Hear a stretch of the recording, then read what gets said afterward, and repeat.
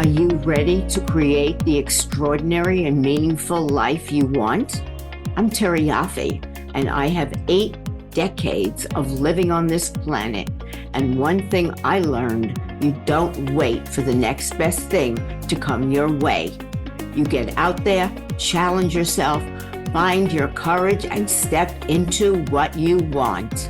As a coach, I guide and help others step into who they are, armed with my years of wisdom, life, business experiences, and knowledge. Every podcast episode will inspire you to confront your limiting beliefs, take bold steps, and create the extraordinary life you deserve. And I had just lost my job during the dot-com crash and didn't know how I was going to pay the bills, didn't know how I was going to support the family. And I was crumbling from the inside out, from fear and worry and anxiety and depression, thinking my life was over. I was a failure. Celebrities have issues just like the rest of us. Jon Gordon, author of 17 bestsellers, keynote speaker, talks with us about his failures and challenges that led him to realizing that our biggest enemy is our own negativity. Jon shares strategies as to how you can turn your negativity into successes by switching the dial to positivity. Today, we have, as far as I'm concerned, a very, very special guest. Welcome, Jon Gordon. Jon is a father, a husband, a keynote speaker, has written 17 successful bestseller books. And what isn't on that sheet is he supports other authors. I know 2 people personally that he has taken the time to write forwards for, number 1. And if that's not enough, he actually officiated at one of our friends' wedding. Thank you, Terry. It's great to be with you, and I'm just honored to join you for this. It's so kind of you. Our mutual friend, Craig Siegel, who I got a chance to officiate his wedding, was an experience I'll never forget. I've never done that before. I know, but the fact that you did it, at a almost Jewish wedding, I heard it was beautiful. Beautiful. Really was. It was really, I mean, I did a lot of homework, did a lot of research. I worked harder on that than the keynotes where I'm getting paid a lot of money to speak at.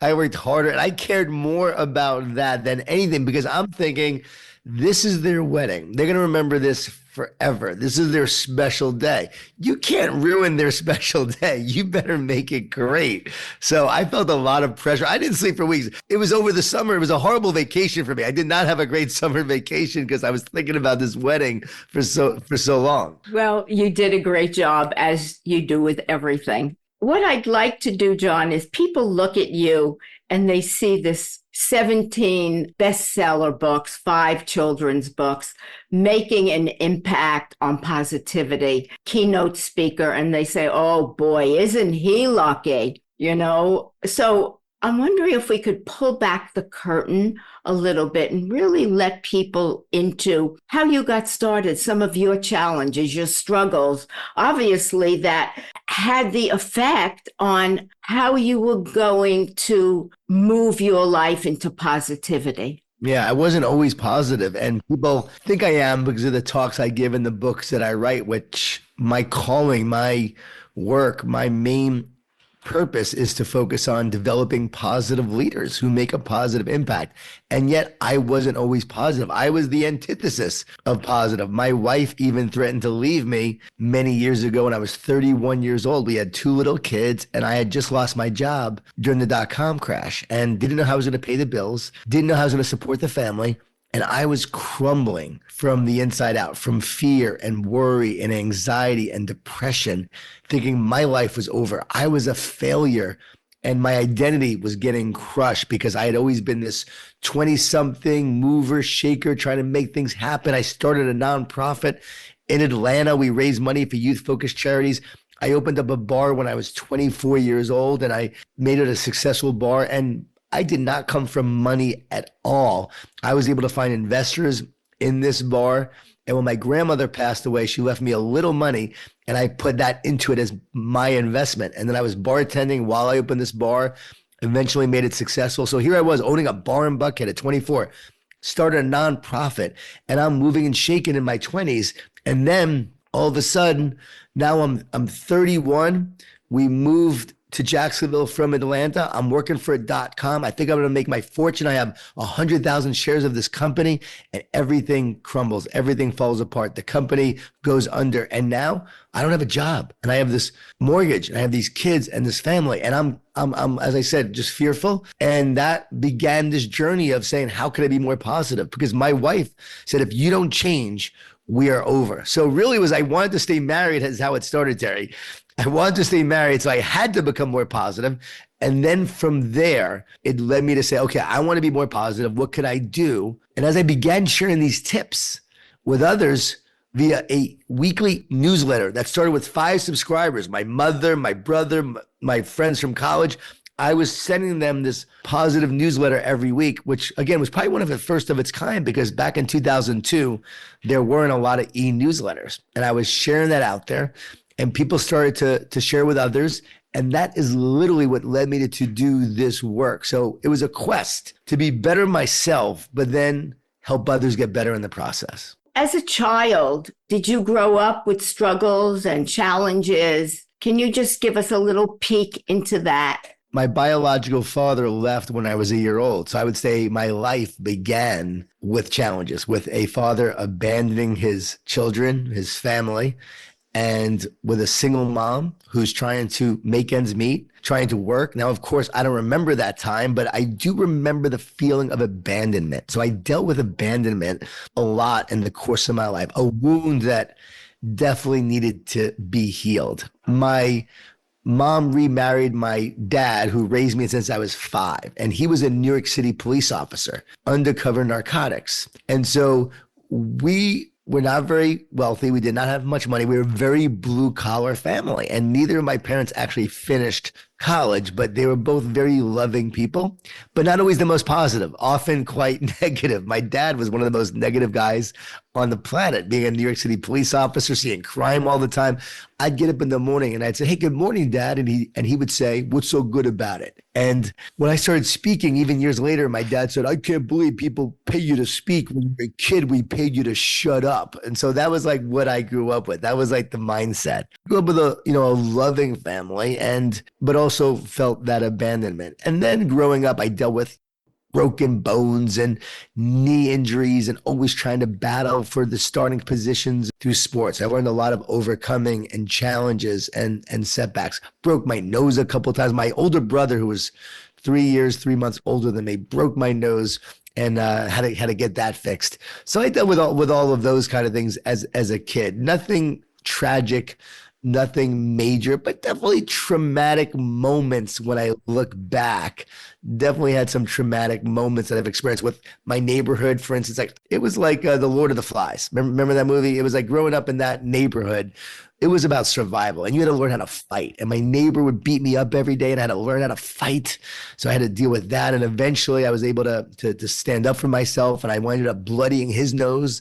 And then he stopped beating me up after that. But my dad was not very happy to see his son get beat up. So always dealt with those kind of issues. So I had a lot of like childhood kind of battles that always had to go on. But those I would say eventually made me stronger. And when I look back, having to go through all that, it made me who I am today. Yeah. And thank you for kind of pulling the curtain back a little bit, because so many people that find success today start at a lower level, start at the bottom of the barrel, if you will. And you went ahead on all of that energy, you built your business, and then everything came tumbling down because I'm going to guess your whole identity was based on that and who you thought you were. Yes, as someone who's always striving, whose father left when he was a year old, I always got my recognition through accomplishments. So I had to perform. I was a straight A student. I was a starter eventually in the football team and the lacrosse team.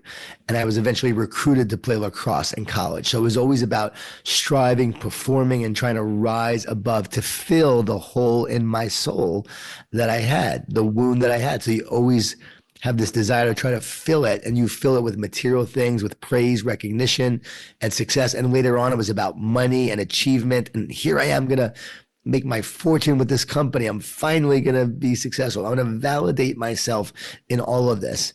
And I even dealt with depression and a lot of anxiety in my teens and also my late 20s.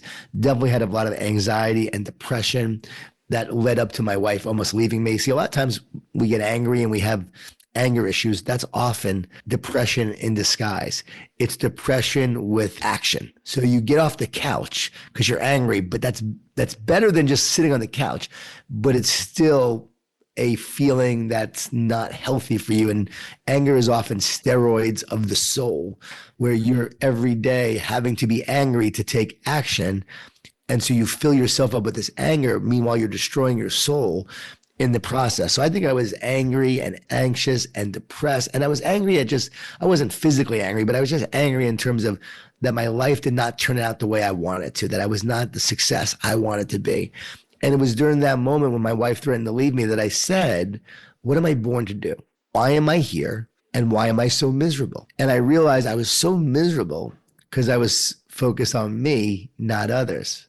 Yeah, I was focused on not we, on me, and trying to be successful.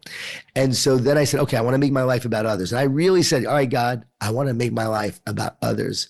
Use me to help others. And that began this journey of just how I could live my life focusing on others. Because I remembered when I had the Phoenix organization, the nonprofit, when I was in my 20s in Atlanta, I remember that's when I was happiest, when I was doing that and making a difference and making an impact. That is when I felt most alive. So I said, how can I do something like that that makes a difference and make a career out of it? And for some reason, writing and speaking came to me that I could possibly do this. Whoever thought I would be a writer and speaker? I mean, I never thought that that was even a possibility, but I had the thought come to me and I said, all right, I'm going to do this. I'm going to figure out a way to try to make this happen. And that began this journey of one, becoming more positive. And I was researching ways I could be more positive because, again, I had this angst every day. I had this depression. I had this feeling of unease and like just being unhappy. And I began taking walks of gratitude every day because I read you can't be stressed and thankful at the same time. So if you're feeling blessed, you won't feel stressed. And by doing these walks every day, all of a sudden I started to feel better. I felt a shift in my mind and in my soul.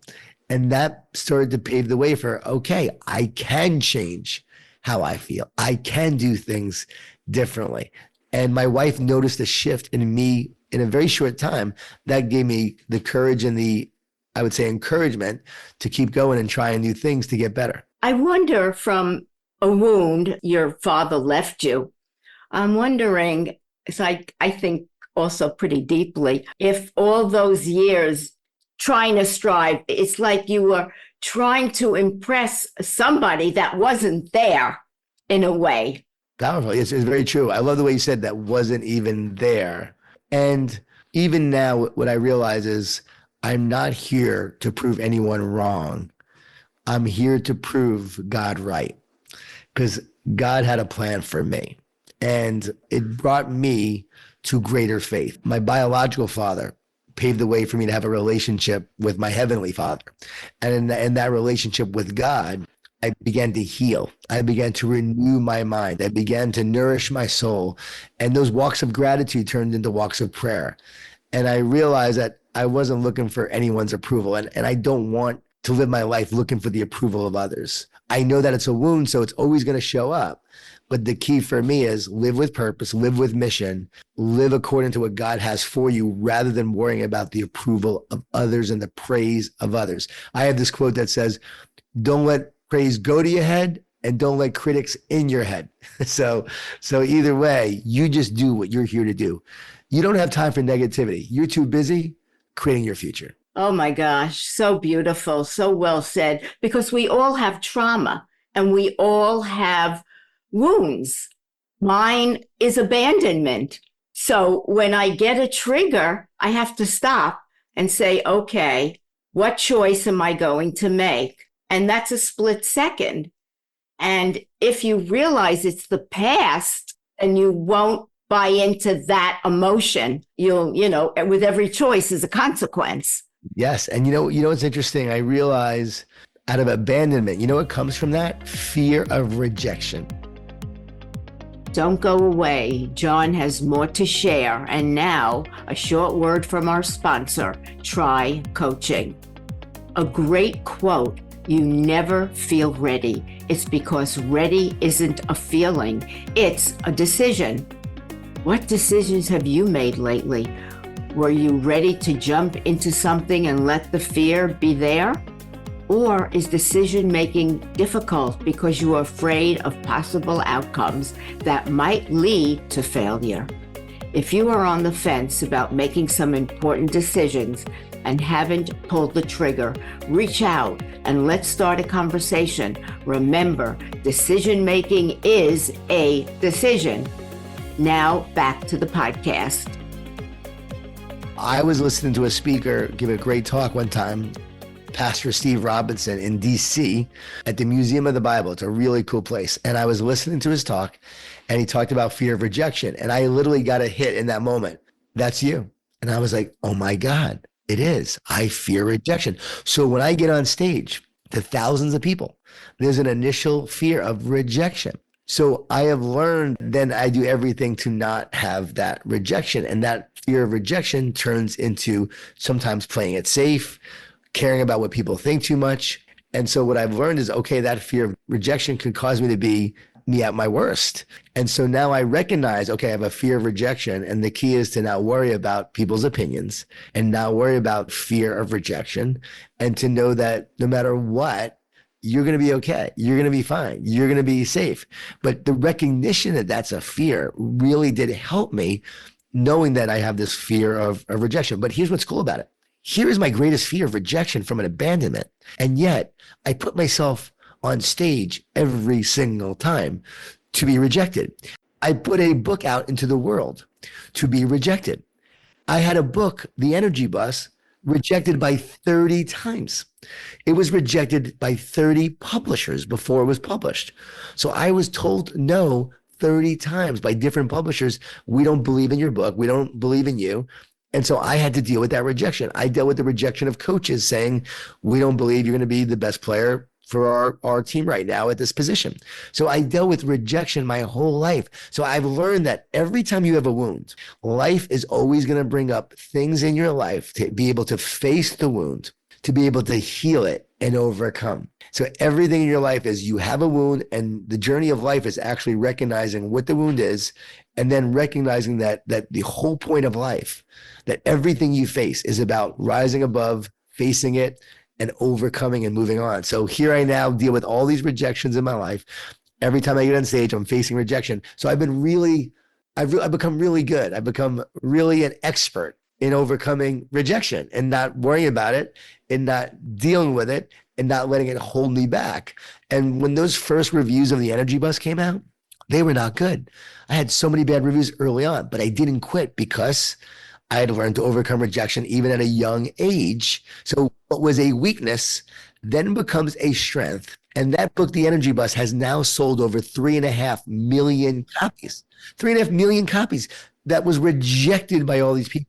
So that gives me confidence now. Every time someone else may reject me for something, I go, you don't know what you're talking about, because your opinion is not as great as God's plan. And I know God's plan is greater. And so that is what allows me to move forward. So I want everyone listening here going, okay, Jon's was rejection. He faces rejection.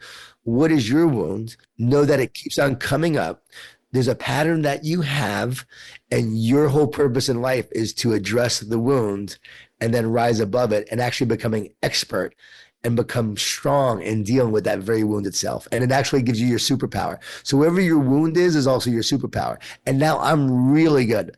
I really believe I'm one of the best in the world at helping people understand their wound and heal it. I don't advertise in that. I'm all about positive leadership and helping. But when I talk to leaders individually, and I'm coaching leaders, and I have a circle, I have a mentorship program, and I work with some of the top leaders in the country as part of my circle. And I'm working with these leaders. I help them discover what their wound is and then take the steps towards healing. And there's always incredible transformation. And it doesn't take me long to figure it out. It doesn't take me long to provide a solution. And now they have the awareness of what they need to do next. Man, it changes lives, Terry. It changes futures by doing this in such a simple, easy, understandable way. And that's what I've become great at because of my own wounds. There you go. You know, this podcast, Extraordinary Work, Conversations about Creating Change. And look how you are creating change. 17 best-selling books. That was your purpose, to create change from negativity to positivity. And that's what you are doing everywhere. So this is a weird question. 17 bestsellers. It's like children, right? It's like your children. In a way, you born them, you created them. Is there one book in your 17 books that's a favorite, that you really, not that the others aren't, but one that you can really align with? So I have 32 books total. 17 of them were bestsellers, 5 children's books. So 5 children's books can't be a bestseller. So, but being a bestseller or not, that doesn't really make me decide which one I love the best. But there is one that's really special, and it's Training Camp. What the best do better than everyone else. And I often say that one is my favorite. Energy Bus, as I said, is the most popular, has sold the most. But Training Camp is my favorite because it's about a guy who has to overcome his issue. He has to overcome his fear. He has to find his faith to become all that he's meant to be. And it's a book about an undrafted rookie trying to make it in the NFL. He gets injured during training camp. And so his identity is tied to his performance. And he meets Coach Ken, and Coach Ken teaches him the winning habits that separate the best from the rest. And it's all about overcoming the challenges, the adversity, the fear to become who you're meant to be. It's like the Rocky of my books. Now, even though it's about a football player, I've had so many organizations read it. I've had many women's groups read it. I've had women's sports teams read it. I had Zapata Jewelry and the entire 5,000 person company read it.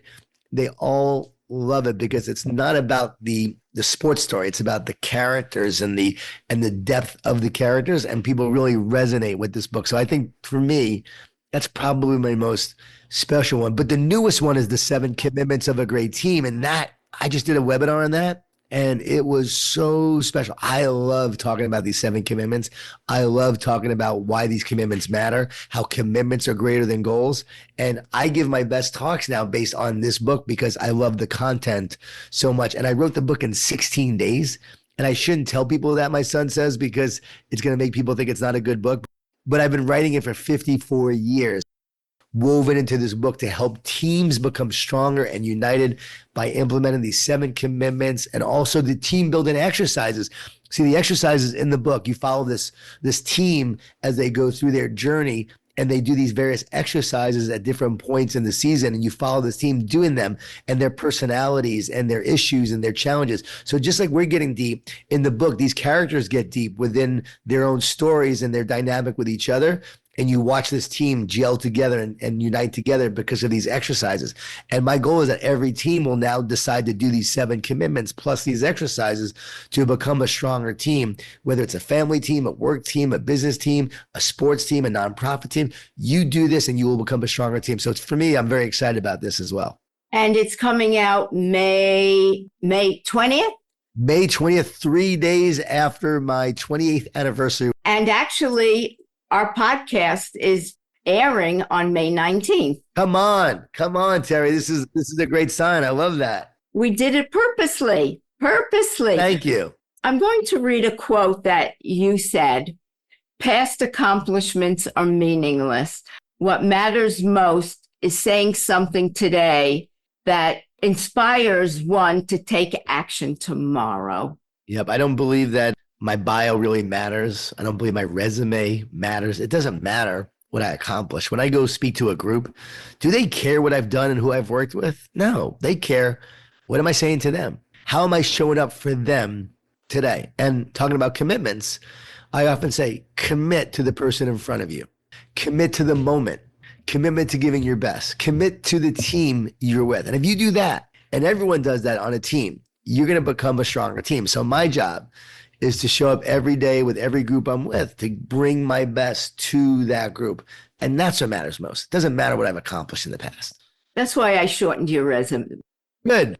I like it. I don't want a big, long bio. I don't want a big, long introduction, because guess what? We know that there are those people that, like, the bio takes forever to read. They get up there and they don't say anything that's helpful to the audience. I want to add value.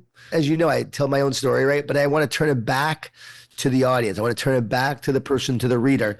I want to add value to them, because that's what life's all about. It's not about me growing in value. It's about me adding value. And guess what? As you add more value to others, they then value you more. So listeners, audience, add more value to others. And you've said so much for our listeners, and I'm sure they're taking notes and figuring it out. What's just one thing that you want to share? One thing that wraps it all up? I believe we have a choice every day to just talk or do. And the talkers talk and the doers do. Commitment is about action. How are you acting? How are you committing to others? And the best teams commit to other people. If you want to be a great teammate, you have to commit to each other. And I think that's really powerful, because no matter what happens with AI and technology, we are still human beings. And we want to know that someone will commit to us and that we can trust them. And I think about my mom, who passed away at 59. And I think about my biological father, who left when I was a year old. My biological father was not committed. My mom was so committed. My last name, Gordon, is my mom's maiden name. So my brother and I, after college, took our mom's maiden name of Gordon. So think about that. My biological father had 2 sons. His name ended with him. My mom was one of 2 daughters.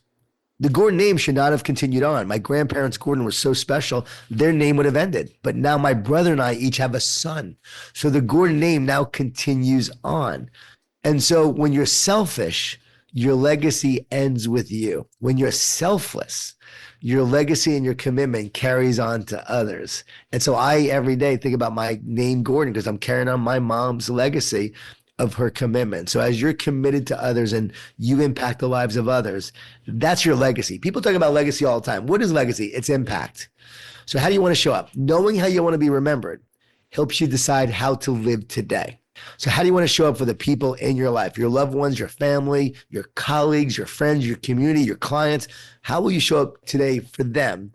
How will you commit to them? And if you do, you're going to make an impact. Now, how do you prepare yourself to show up? Real quick, a mindset tip.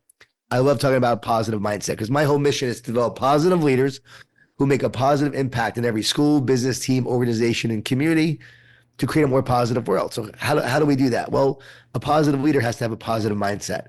So I just want to encourage people. You're going to have the negativity come in. You're going to have the fear, the worry, the doubt. All those negative thoughts are going to come in. Remember this, those negative thoughts are not coming from you. How do I know? Who would ever choose to have a negative thought? This blows people's mind. You would never choose a negative thought. The negative thought just comes in. So don't believe that negative thought. You're not the thoughts you think, you're the thoughts you believe. Just because you think the thought doesn't mean you have to believe the thought, because it comes in so fast that you think it's from you, you reinforce it, you believe it, and then you start beating yourself up for the thoughts that are in your head. Thoughts come from consciousness. No one has ever found a thought inside of a brain. When you're dreaming, having a nightmare, you're not choosing the thoughts. So just like you're going throughout your life, the thoughts come in. So don't believe those negative thoughts. Instead, here's the key, and I'll finish with this. Talk to yourself. Don't listen to yourself. Don't listen to those negative thoughts coming in. Talk to yourself with words of encouragement, words of life, words of belief. And the more you talk to yourself that way, you put courage into yourself. You put encouragement into yourself. The word encourage means to put courage into. So you're putting courage into, and that will give you the power, the belief, the hope, the optimism, the strength to move forward to make a greater difference. Jon Gordon, what can I say? You're amazing. You're such an inspiration that anyone listening will walk away and say, okay, positive thoughts, negativity over here, not going to deal with it, go into the positivity over here. And I want to say, though, that doesn't mean that we don't allow, at times we're not going to be negative. I don't want people to think this is Pollyanna positive. I want people to know that it's okay to say this stinks and this is hard and this is challenging. And what I'm dealing with right now in my life is really a struggle. It's okay to say it. And then say, how will I overcome? What next step will I take to move forward? How do we overcome this obstacle and challenge? And being positive won't guarantee you'll succeed, but being negative will guarantee you won't. And being positive gives you the best chance to succeed. So this is like the real stuff that makes people more resilient and gritty and strong. This is not Pollyanna positives. I just want people to know that it's about recognizing that life is hard. And that's why we have to stay positive to get through the hard stuff to overcome. And I had to learn how to overcome all my challenges, all my negativity, and now the negativity of others. And when you do, you become a more powerful force in this world. So thanks for letting me add that, Terry, because I don't want people to think, oh, we got this Mr. Positive guy. This is the real stuff of how we overcome. And it takes courage, real courage. And this has been so inspirational, so informative, Jon. I cannot thank you enough. Thank you, Terry. We just heard Jon's compelling and extraordinary conversation that has offered you thoughts on how to become more positive. If you loved what you heard, please go to Apple Podcasts and leave a 5-star rating and review. Also, please visit my website, trycoaching.com. Our next guest is Dr. Cameron Roth, an orthopedic surgeon known for his empathetic and patient-centered approach at Ortho Arizona, an orthopedic clinic founded in 1994 and located throughout Arizona.